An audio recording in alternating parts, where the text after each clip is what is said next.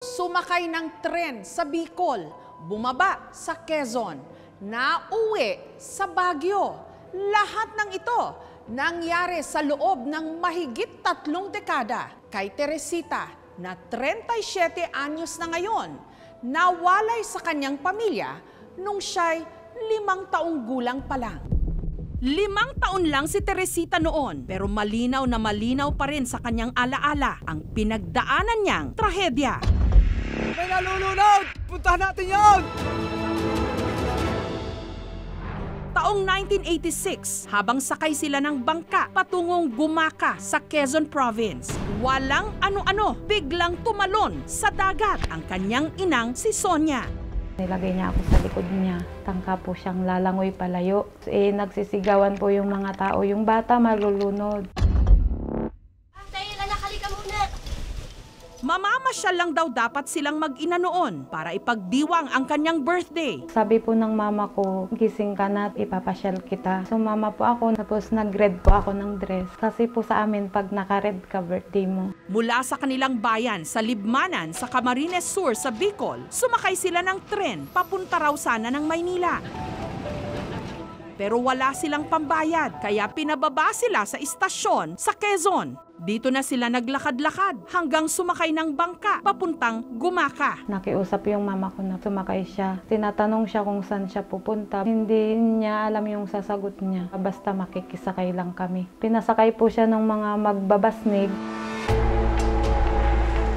Doon na may napansing tila kakaiba si Teresita. Pag sinabi po nung magbabasnig na kumanta ka, kakanta po yung mama ko, tapos tatawa, kakanta. Sabi sasayaw din po siya. Pag napagod po, ihiga na lang po siya dun sa bangka na yun, tapos iiyak, tatawa. Hindi ko po maintindihan nung time na yun.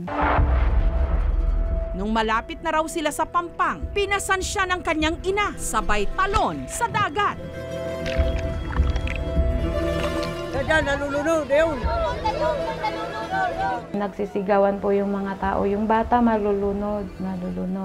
Mabuti na lang at may sumagip sa kanila. Hindi po makausap ng maayos yung mama ko. Pag kinakausap siya, iba-iba daw po yung sinasagot. Siguro po wala na siya sa katinoan. Kinagabihan, ang kanyang ina bigla na raw tumakas. Bigla na lang po siyang tumakbo papuntang dagat, tas tumalon po. Hinanap po siya ng mga tao doon. Hindi na po siya makita. Tapos kinaumagahan, binalikan ulit. Wala naman pong nakitang katawan. Iniwan niya lang ako doon sa bahay kung saan kami dinala nung sumagip sa dagat. Nay! Nay! Din ka na, Nay!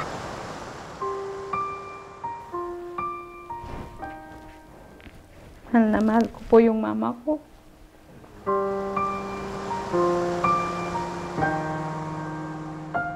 Iniintay ko lang po siya na dadating kasi sabi niya po nang umalis siya, babalikan kita. Dahil mag-isa na lang, si Teresita ipinaampon sa mag-asawang walang anak. Binibili nila yung lahat ng gusto ko pero hindi po ako masaya. Kinukulong po nila ako noon. Yung bahay nila ay may gate. Nung one time na nakita kong open, tumakas po ako. Ipinasa pa siya sa iba't ibang mga pamilya. At dahil Teyel lang ang pangalang alam niya noong banggitin, ang sumunod na kumupkop sa kanya, pinangalanan siyang Teresita. Hindi raw naging madali ang buhay ni Teresita sa mga bagong kumupkop sa kanya. Nung una, maayos po. Pero nung tumatagal na po, Wala kang kwentang bata!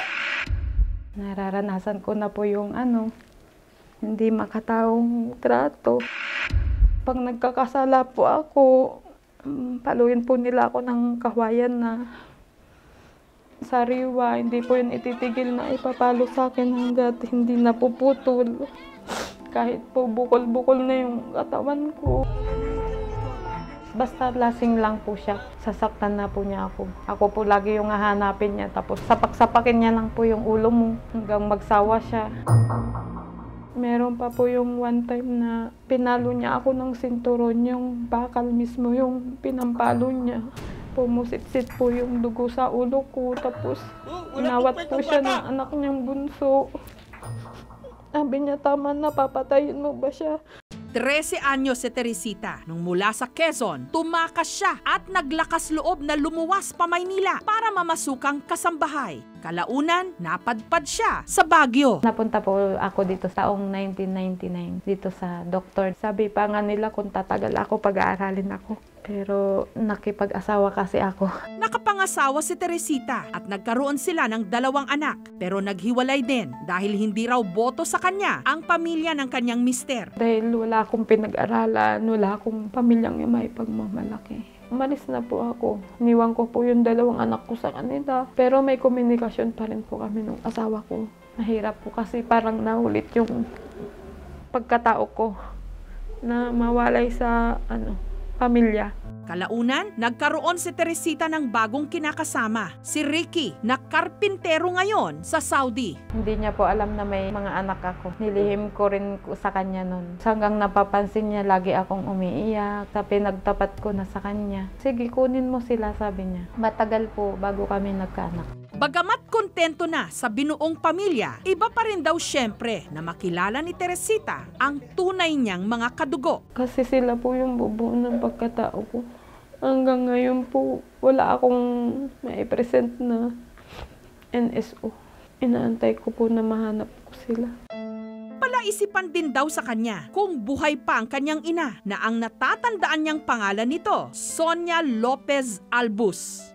Meron din daw siyang 4 pang mga kapatid sa Bicol, habang ang kanyang ama, Junior, ang pangalan. Nagtatanim din po siya ng palay, pero karamihan na nakikita ko sa kanya. Lagi siyang may hawak na manok. Hinahatidan po namin ng lunch yung mga magulang namin. Tapos habang inaantay sila kasi nagtatrabaho, maglalaro muna kami ng mga ate ko. Panganay po si Malin, sunod po si Daisy. Ako, Irene po, tapos may baby boy. Sinubukan naman daw ni Teresita na hanapin ang kanyang tunay na pamilya sa social media, pero bigo siya. Sabi ko, hayaan na kasi nasanay naman akong wala sila, pero kung dadating sila, masaya ako.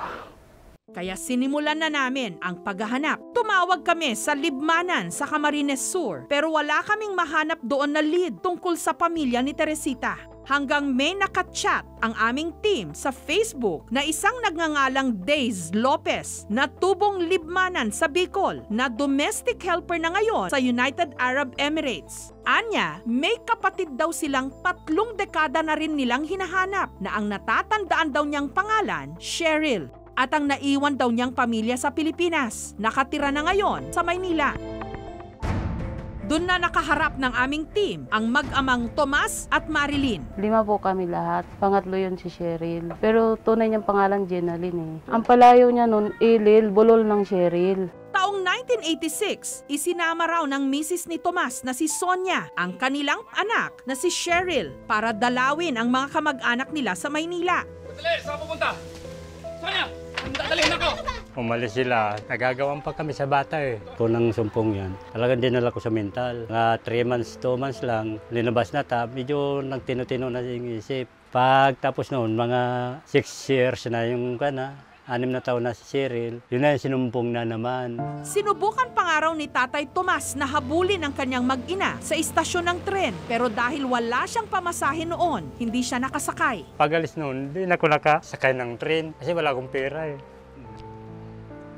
Ang gusto niya nga kasi mga puntang Manila para makapunta siya dyan sa mga kapatid niya. Siguro makabisita siya. Hindi naman nakarating silang Manila. Hindi, wala na kaming komunikasyon. Gayunman, ipinagpatuloy daw ni Tatay Tomas ang kanyang paghahanap sa Quezon at sa Maynila. Habang ang anak na si Irene na naiwan sa Bicol, kinumbulsyon at namatay. Grabe ang sakit ng pakiramdam talaga. Patapos nawawala pa si Sonia. Grabe ang problema ko noon. Wala na talaga akong pag-asa, sir. Sabi nga nila, i-ano ko daw sa TV. Sabi ko, paano man ako magsisimula sa pag-ano sa TV na wala man ako maipakita ang picture. Hindi ko rin alam kung kahawig ko ba siya or ano.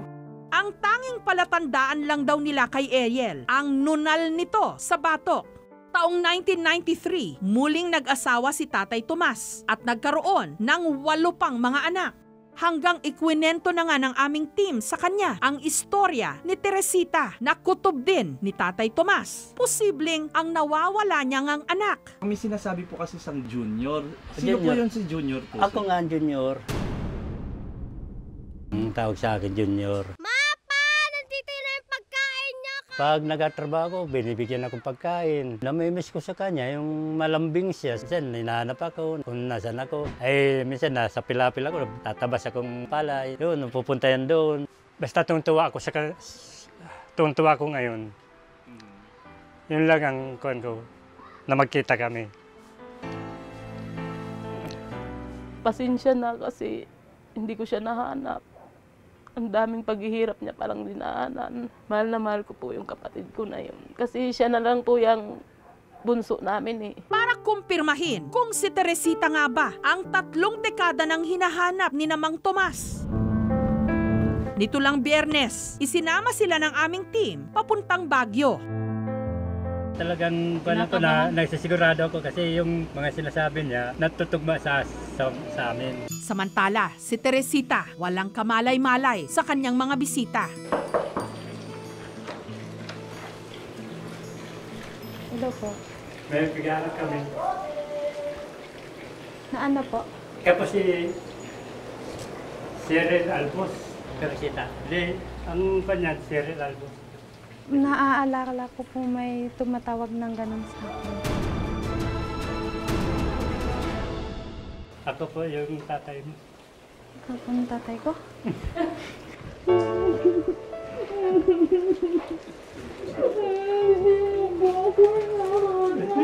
Pinanap ko siya.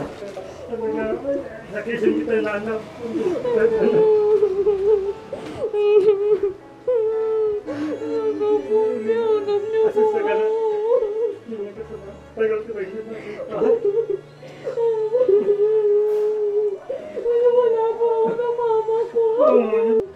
Ang lamig ng hangin sa Baguio, pinainit ng yakap nila sa isa't isa. Nandiyan yung birth certificate mo dala ko. Wala na haki mo. Di ba sabi ko sa inyo, papa ko? Papa. Kaya nahanap kita talaga. Tagal ka na nahanap. Ako rin. Kamukha ko na siya ni mama. Ako rin. Papa, ang dami kong hirap pinagdaan. Wala na akong picture pakita.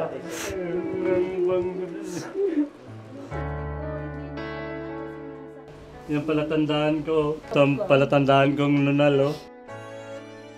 Nung maliit pa, sabi ko may nunal akong palatandaan sa patok, sa likod.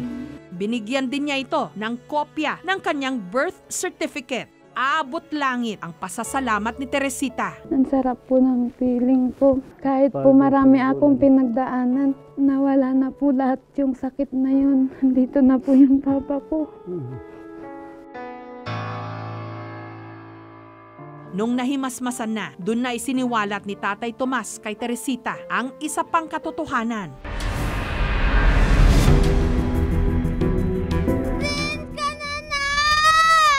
Nakauwi pala ng Bicol ang kanyang inang si Sonia matapos silang mawala. Yung bago nakauwi, may sugat pa nga dito yan sa baba. Bakit na ano yung sugat mo yan? Aksidente daw sa jeep. Nagkwento ng ganun si mama. Nalaman nyo na may buhay pa ako. Nag-ano po kayo na hanapin ako? Oo, naghanap ako. Naghanap ako. Hindi nakatagal si mama. Umalis ulit. Hanapin ka daw. Hanapin ka daw. Hindi daw siya babalik hanggat hindi pa. Nakukuha. Kaya hanggang ngayon wala siya.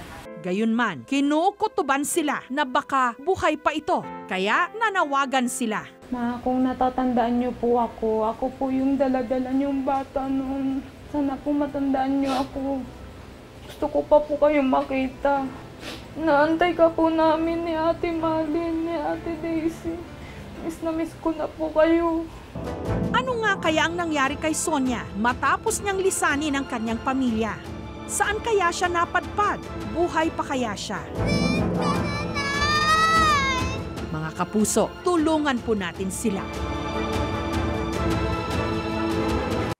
Thank you for watching, mga kapuso. Kung nagustuhan niyo po ang videong ito, subscribe na sa GMA Public Affairs YouTube channel. And don't forget to hit the bell button for our latest updates.